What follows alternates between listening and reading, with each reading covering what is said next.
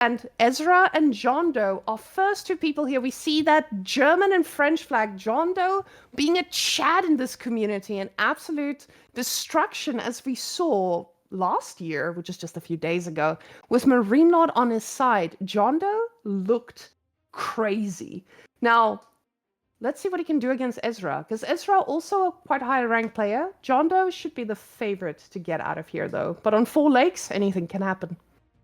Yeah, actually pretty familiar with both of them now. I know in this perspective, I think, Wayman, you'll have to correct me, but right now it's a best of 1. There's only 1 game, correct? Mm-hmm. So 4 lakes is pretty interesting. We know the chaos of 4 lakes.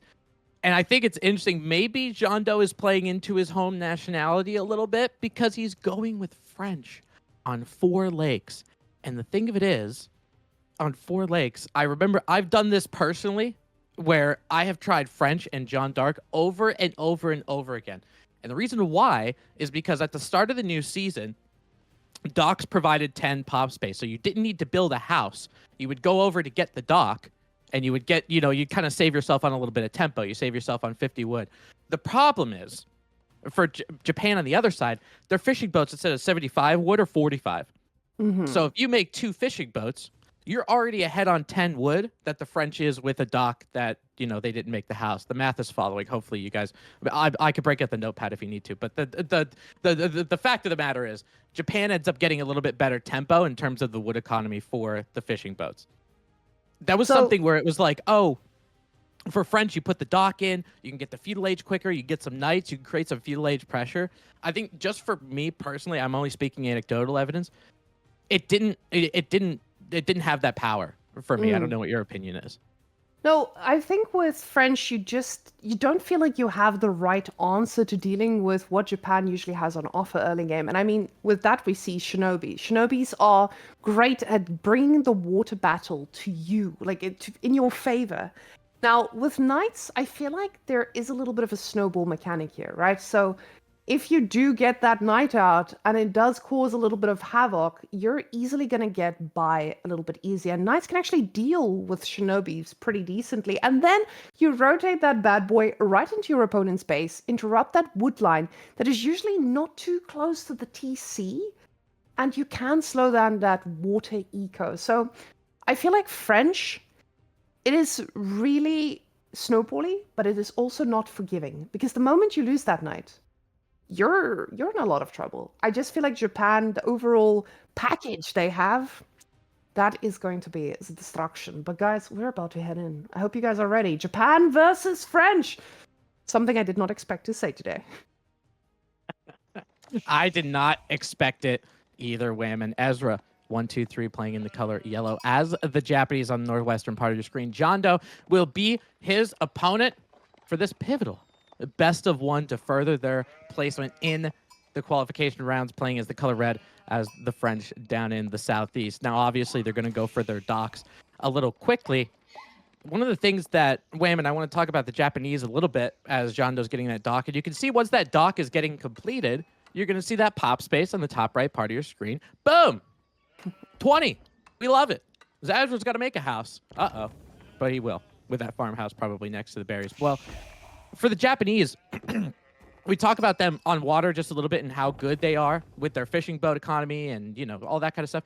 But even on land, it feels like against French, they have a decent matchup just because of Mounted Samurai being as strong as they are. Yeah, Mounted Samurais definitely have a different aspect to them because they're so strong from the start. With French, you still have to invest gold into the upgrades. And if you want to go for those pseudo Imperial Age Knights, it's also a lot of investment. With Japanese, you just get that Knight out. It hits harder, it has the shield, and it just should trade a little bit better in that early game. So definitely a little bit worried here for Jeando. Now, the thing is, what I wanted to talk about as well here is we have a best of 1 here. And Ezra is not as highly ranked as Jeando. So Jeando is the favorite here. But this is 4 lakes.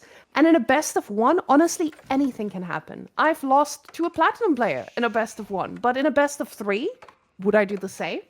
I don't know.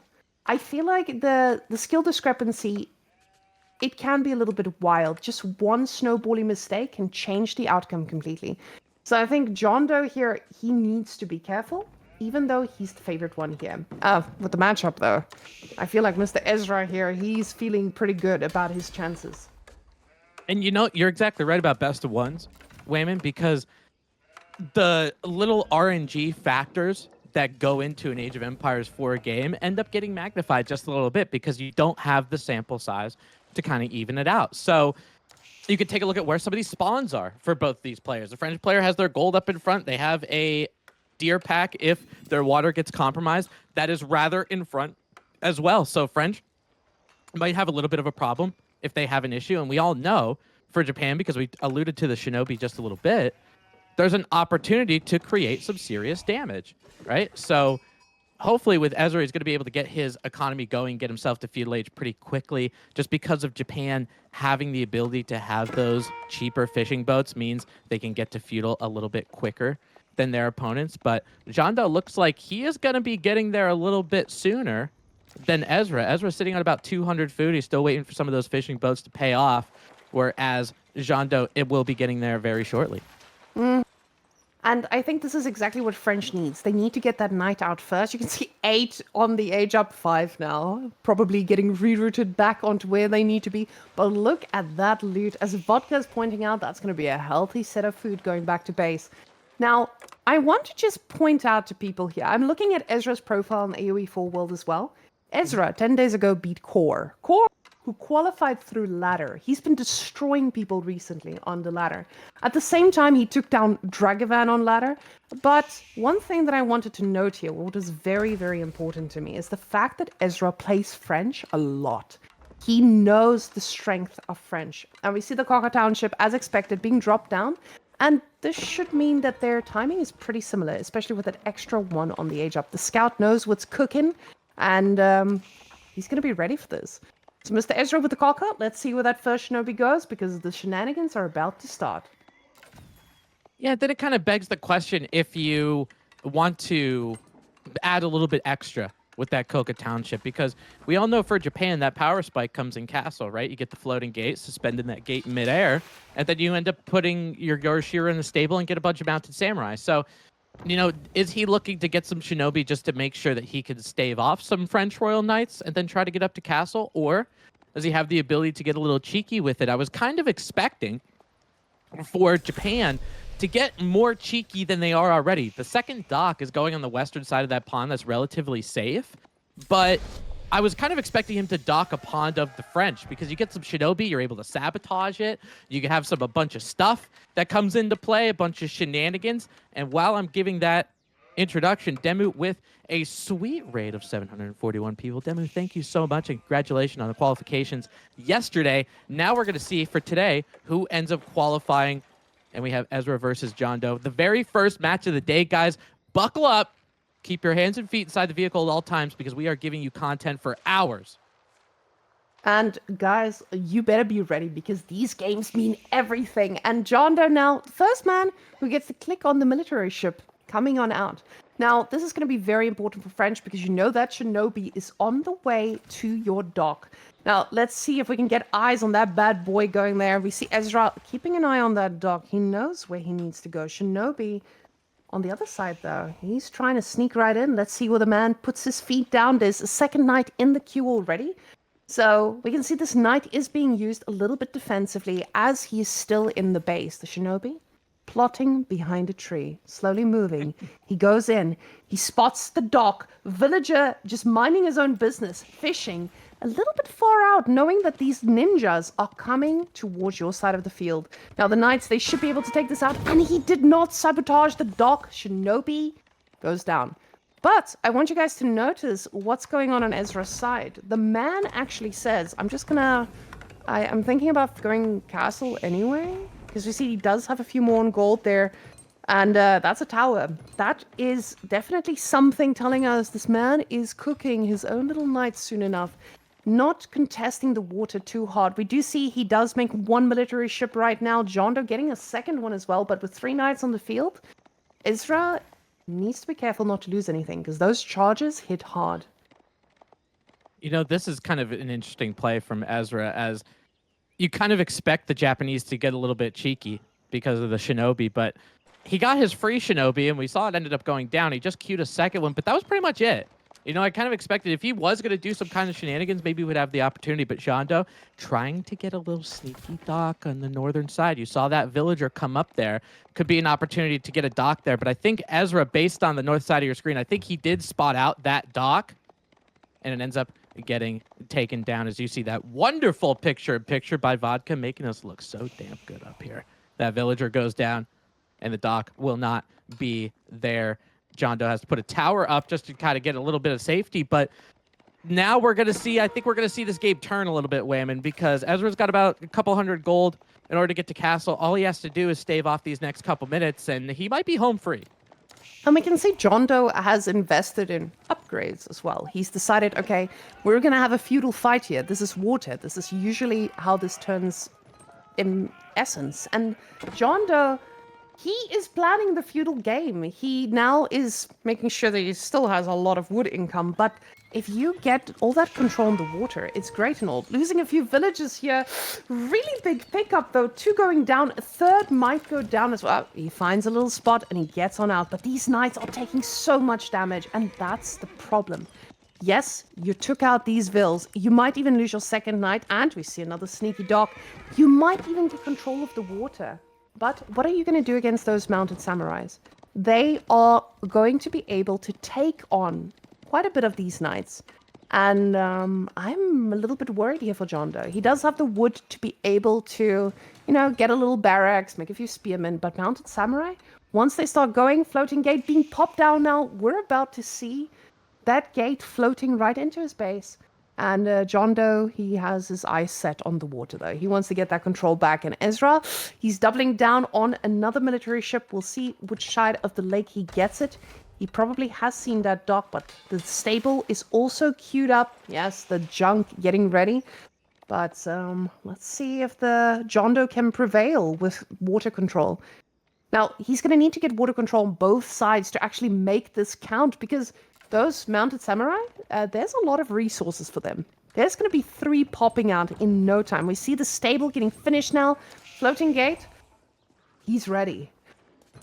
And, you know, I'll tell you how many times I've played this map for lakes on the ranked ladder pool right now, and you miss that dock that's over there, that cheeky dock all the way in the corner. Oh my God, it just sets me into another dimension of tilt. Because it's something that you could obviously see, but you didn't pay attention enough, because you have to keep your head on a swivel on 4 lakes. There's 4 ponds to deal with. There's land to deal with. So it's very common that some of those docks get in there pretty easily, and that arrow ship will be trying to take down some of that fishing economy, which is so important, because if there's no food, you got to send villagers on food. Your mounted samurai production goes down just a little bit. You need a solid amount of food to continue that production. It looks like, Ezra, this pond is going to be compromised. A lot of those Royal Knights are going to be trying to burn down that dock. I don't see naval arrow slits on that dock, something good for passive stone production out of the Japanese. You have the ability to get that naval arrow slits pretty quickly. Chooses not to do that. Trying to get some mounted samurai in here. He's got about 3 right now. He might be trying to make sure that his dock becomes safe, but Whammon, I think this pond is absolutely null and void. It's definitely compromised. Yeah, Jeando should be able to take control here of this little pond, but the mounted samurais already have their eyes set on some victims here. You see, those are feudal age knights, and they are going to be in a little bit of danger as these boys are chasing behind them. And Jeando respects this. He realizes, hey, these samurais are not to be messed with. Samurai there fighting a French knight to the death. Thank you so much, Vodka. We need to see that boy as he's charging onto the villagers. Gets a decent shot off, and he claims his victim right around the deer. You know, this is pretty interesting because he went out for that deer in the first place. We kind of talked about it a little bit in Dark Age. We were like, hey, he's got a lot of these front food and gold areas. It could be something that could be raidable. Ezra is taking this fight. He's outnumbered just about 2-1, but the thing of it is, those mounted samurai, they take that first damage and deflect it. So hopefully you might be able to take some knights down in the process. Don't forget, you have a free Shinto priest that has the ability to heal those up, so make sure they don't die, and you might be able to get there. Dock gets repaired on the northern side. Jeando will be going up into Castle Age with the Royal Institute. And honestly, for Japan, Whammon, this Castle Age with the mounted samurai and all that kind of stuff, this was the opportunity for him to really shift the tempo into his favor because he had the tech advantage. He was able to use those Mounted Samurai to try to do something. In terms of economic damage, I feel like he didn't do too much, and Jeando might escape with this. Yeah, Jeando definitely did not take too much damage out of... Oh, did not... Yeah, he didn't take any damage out of this. The dock that he did place, and he's got a few fishing boats there, it did get slowed down a little bit. With those demo ship hits, they are doing wonderful. But Jeando has the economy on his side now. And the question I asked earlier was, hey, why do we have archers on the map? But now those are turning into arbaletiers. I can't say the word. But they are spearmen to support them. And now these Mounted Samurais are going to hit a little bit less than he needs them to. The knight upgrade is halfway done. These samurais will try to connect before it kicks in. They're going all the way. Trying to bounce out, just taking a little bit of damage in and out. The villagers are still freely mining there onto the gold, so he'll be able to get those upgrades that he needs to make those knights extra spicy. You know, it's kind of, honestly, it's kind of interesting that he went Royal Institute. I'm guessing he's definitely going to stick in the knight department, but you know that Ezra's going to be going Mounted Samurai. I would expect more of a spearman crossbow kind of thing, a spearman arbaletre instead of those knights. Now, don't get me wrong. Those knights are going to be super strong. Royal Institute, you get Royal Bloodlines, and they're, instead of 230 health, they're 310. But the Royal Institute has the ability to get crossbow stirrups, don't forget, for those arbaletres, so their attack speed is 25% faster. So hopefully you'll be able to take those Mounted Samurai down pretty quickly. He is adding spearmen as well. Some spearmen, some crossbow, and some knights. I think that'll really help him out. If there is some kind of land fight here, I think Ezra's going to have to make a little bit of a derivation into his composition. I don't think he could just brute force throw a bunch of Mounted Samurai into the problem. What do you think? Honestly, I think he disagrees with you completely, as he's just queuing up 3 more. The man knows these shields are meaty, and I'm going to be diving into all these vulnerable positions. But this is a pretty scary army from Jeando. He's playing it by the book. You know what your opponent's doing. Just make the counter units so that you can take these fights well. But now, as the time goes on, Ezra's going to have to also move out on the map. He doesn't have those free farms, and he's looking at that dock. Those samurais are keeping their eyes closed. The water battle on the top side here is getting a little frisky, and the fishing ships are pushed back. The demo ship does try to connect, but at the same time, we want to know what those bad knights are up to, and they're going to be looking straight at a vulnerable point. They're just trying to find it. The wood line there at the back is quite vulnerable, with the army being at the front here. Now, this is going to be that crucial moment where Ezra raids and Jeando goes at the same time to his base to do some damage, but a few of these vills might go down. Few, I think a lot. That's a decent amount of worker kills. They're so far away from that town center, and there's no outpost around. Every single villager slot is taken. No musical chairs will be played. That is a devastating amount of damage against Jeando. So let's see if Jeando can capitalize it. He knows that the other army... Look at all these villagers moving to the east side. And then picture in picture, we see it on the top lower, or the lower left-hand part of your screen. Some of these knights, some of these spearmen are trying to get in to get some kind of raid, to do some kind of damage. Jeando's got to figure it out. A little bit of a Wololo going there on the east side. Reinforcements continue to get killed because of how many Mounted Samurai are here. You only have a couple spearmen. You only have a couple arbaletriers. All that idle time, those villagers are sitting around having a little rendezvous on the eastern side. Go over, do something. Figure it out. They're going to play musical chairs around this town center to try to take them down. While on the flip side, Ezra's villagers are running for their lives. Chaos on 4 lakes. No villagers are doing any work. It looks like they're trying to unionize women. At this point, they deserve a break. That was a lot of running from a lot of scary horsemen, or scary men on horses in this case. You know, samurais, knights are chasing them everywhere. We can see poor Ezra idling himself as well. And that's the question you gotta ask yourself. What am I gonna do when this guy runs into my base? Am I going to be able to shut this down by turning around, or am I just going to do the same type of economic damage to him? And we see those worker kills. They're pretty even. Very well done here on the worker kills. Very quick decision-making here from Jeando as well, knowing that he was going to lose a ton of these. He just wanted to make sure he did the same type of damage. Now, the question is, with these villagers that they get back into the game, I just feel like Jeando is going to be in a pretty good position as French. as he's already floating a lot of food. He needs some resources, but the water is his. He's got 3 of those 4 lakes. He's probably going to be fine here with the food. Ezra, on the other hand, he is doing okay. You see, he's making more mounted samurai. He knows what he can do, but a few extra boys get mixed in there, and apparently he's ready for the next type of composition. Yeah, you know, it's crazy after all of those slaughtered serfs that we saw on both sides that the economic count is relatively even. Military count is relatively even. So Ezra, you mentioned the composition change, and that is what he is going to be doing. He obviously has those mounted samurai, but going with the Ona Bugisha, which is a rather interesting choice.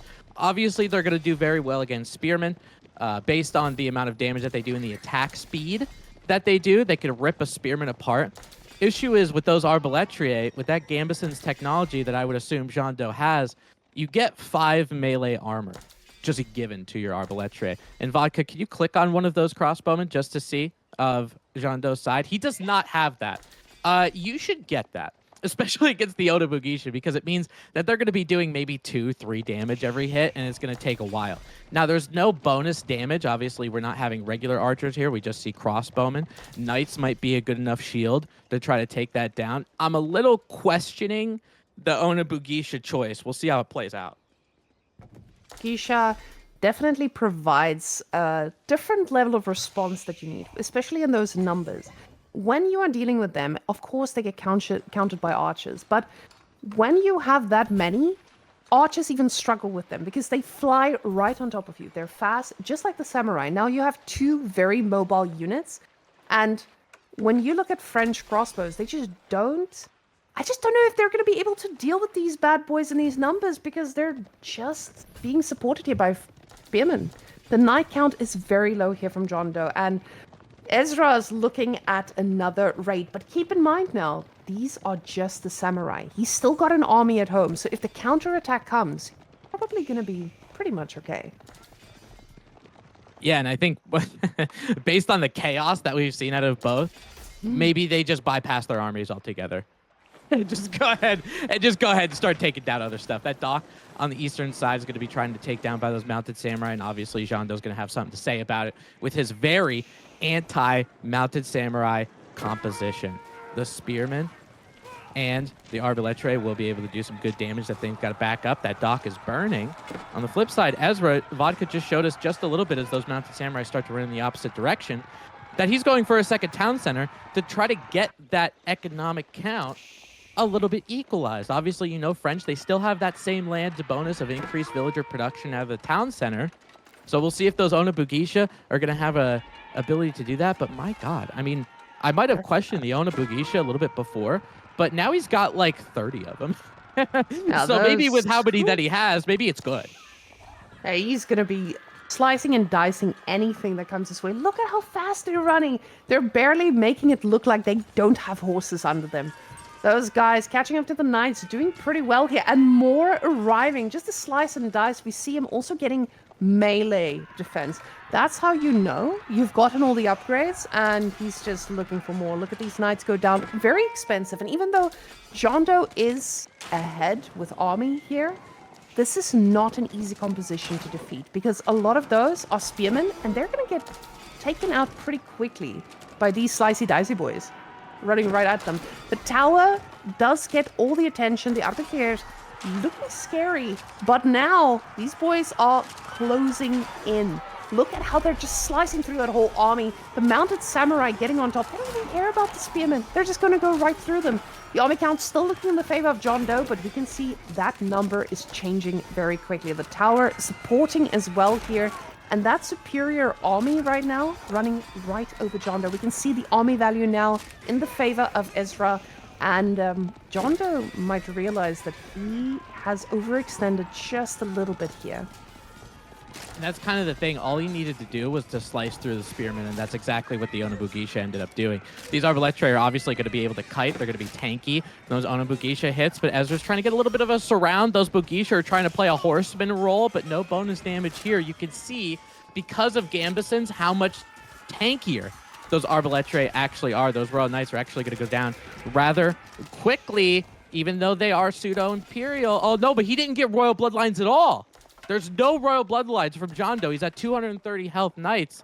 I don't know if that would have changed the tide in the last fight, but if you're going to go Royal Institute and you're going to make a landmark that costs 1,800 resources, you better get what you need out of it. Royal Bloodline's not there. Crossbow Stirrups also, the X key on that Royal Institute, not there. So the attack speed for the Arbaletier are still just normal Castle Age. That's a wasted building, in my opinion, Wayman. Problem is, you got to ask yourself, what unit composition do I have, and what am I actually hoping to get out of this? So he did not have a lot of knights, which understandably you do not get your Royal Bloodlines then, but he needed to get the Arbaletier's upgrade. Because honestly, those things, they saved you in that last fight. And we can see now, Jeando, he's still okay. That fight initially didn't go for him too well, but he's okay. He managed to move back, he managed to kite these, take a lot of victims along the way.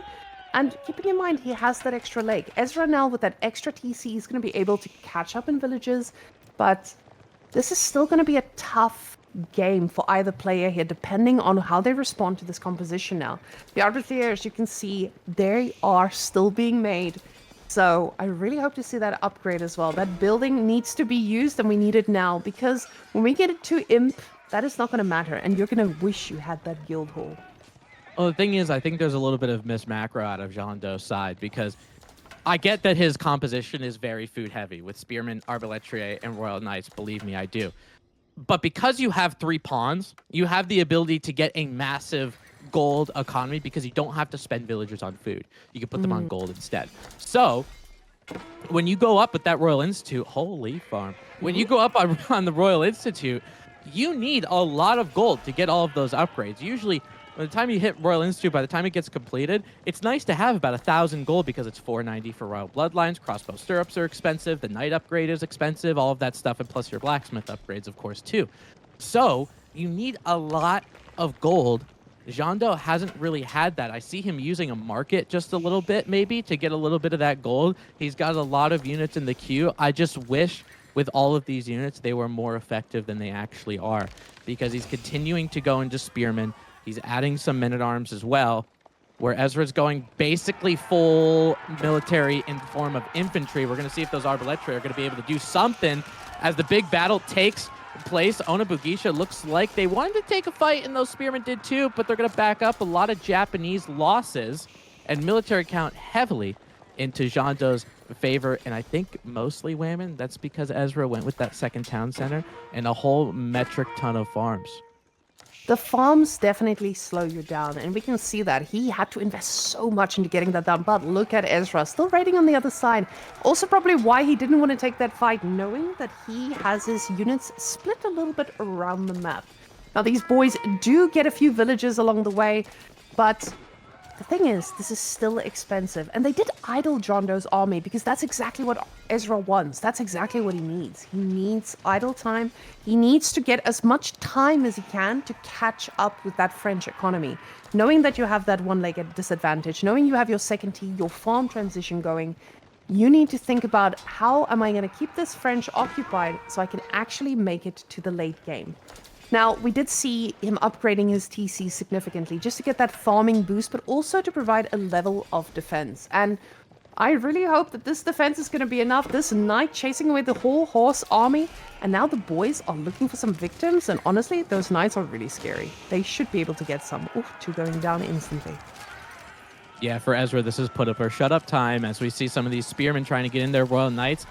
Disarray with those farm fields. A lot of them end up going down, but that big fight taking place in the center. You have those Onabugisha slicing and dicing with those Spearmen and men-at-arms making the front line, but you can see how quickly they end up going down. That military count goes a little bit in favor of Ezra. Jeando's continuously losing a lot of these units. Ezra ended up deleting some of these buildings to get a little bit of a surround, and the Onabugisha are starting to close in on those Arbaletier. The problem is those Onabugisha, looks like they're using their training swords on them because of that Gambeson technology. But overall, front line gets absolutely decimated by Jeando. A lot of those Spearmen, those men-at-arms ended up going down. The crossbowmen stay alive, okay? But through all of this, Ezra has been essentially raiding Ezra to death. As the economic count, it was even. I think Ezra lost about 30 villagers through that fight. And honestly, this just shows exactly what we saw from Jeando a little while ago. What was it, 2 weeks ago? We saw how insane Jeando was doing in these high pressure situations. And I feel like maybe him having that thought of like, hey, remember what Marine Lord told me to do? And he's learned from it. He constantly raided every single angle without slowing down. And that's what he did here. And it definitely shows. So Jeando utilizing that mobility of these French units and being at every angle he can. Losing quite a bit of army, but it doesn't matter. He's got the economy to replace them. Ezra now floating 1,700 gold with 4 relics. He's been drowning in gold, but gold will not supply the forces. He gets a desperation mangonel, but when you're facing that many knights, it's really hard to keep that thing alive. And Ezra now, desperate for more gold apparently, runs into that keep, gets disciplined and pushed back into his own base. But now, that's a lot of idle time again. And you don't have that many villagers. That's a lot of your economy running around at the moment, and you need food to make some things. Now, we do see the composition changing into a few spearmen, horsemen. You can see Ezra is poor. He is not sure what to do with this. Yeah, I mean, this is kind of the difference between 3 pawns to 1, right? Where Ezra had to make all of those farms to keep up with the food production. Jeando has been on a surplus of food pretty much for the entirety of the game, and we're seeing that in his food-heavy composition. Look at how many arbaletre there are. There's almost 50, and he's got 8 in the queue, and it looks like Japan has its space program completed because it's shooting intercontinental ballistic missiles at some of those knights, but it's going to take a couple of those to end up taking them down. That's 1 landmark that goes down. The Coca is now down. Maybe he's trying to get a landmark snipe happening here. It looks like with those rams, look at them.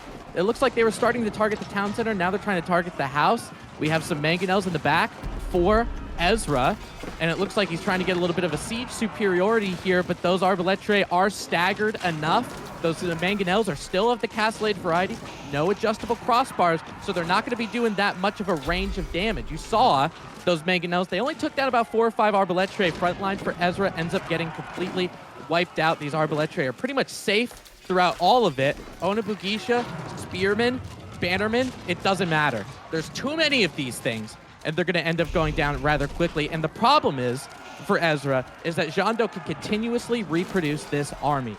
Ezra cannot. So even though he's on a military count of 15, you're thinking, well, he might get there. He's not going to, because he's out of this ball game. Victory goes to Jeando, and he will be going on to the next round. And that just showed French got his upgrades, and the game went right into his hands. Those units just do so well when they have all those spicy upgrades in castle. You do struggle. It doesn't matter what the trade is going to be. Even if you were even in military count, oof, that villager graph, that was destruction, as Marine Lord would say. And that's the power of knights. And this is why I am really scared of French in every single ranked game, because they show you exactly what it means to be raided. Even when you have a unit that deals with them pretty well, when you have those royal bloodlines, they do not die, and they just keep on going. Military count, we can see here, up, down, doing okay, but in the end, the 3 lakes prevailed. Yeah, I kind of wish Ezra got a little bit cheekier with his shinobi, you know, because he had his first pawn, which was good. Then he went to his second safe pawn, but usually, like, it feels like that power from Japan comes from the shinobi, comes from the ability to sabotage docks, so you don't have the potential to make a naval ship to counteract a cheeky dock or a forward dock or something like that. I feel like that's where Japan kind of shines in 4 lakes. Maybe it could be an opportunity, but he was the first one to Castle Age, and I kind of expected, and I really was hoping those mounted samurai, as far as for Ezra's sake, those mounted samurai were going to do a little bit of a tempo swing. He just didn't end up doing the damage that he necessarily wanted to. So after that, nice little best of 1. I'm glad